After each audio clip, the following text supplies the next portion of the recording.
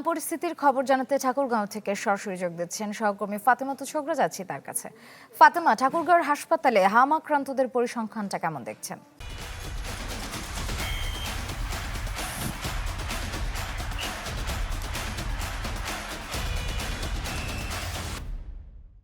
প্রথমে একটু তথ্য জানিয়ে রাখি শ্রেয়া, যে ঠাকুরগাঁয়ে গত 3 মাসে হাম রোগে চিকিৎসা নিয়েছে 219 জন।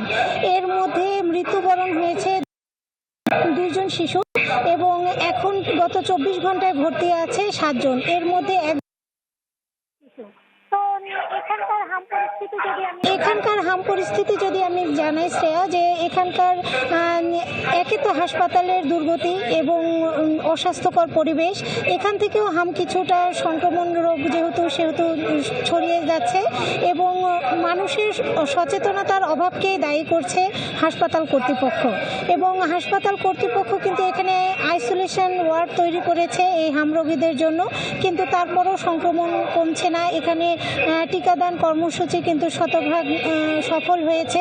তো চিকিৎসকরা যেটা বলছে যে টিকা দেওয়ার পরেও সেই রোগ প্রতিরোধ ক্ষমতা শরীরে তৈরি হতে 3 মাস সময় লাগে, যে কারণেও কিন্তু এই হামের সংক্রমণগুলো ছড়িয়ে পড়ছে এবং হাম রোগে কিন্তু শিশুরা নিত্য নতুনভাবে কিন্তু আক্রান্ত হচ্ছে।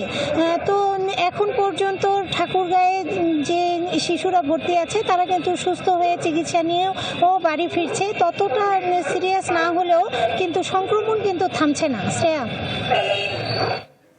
ধন্যবাদ ফাতেমা।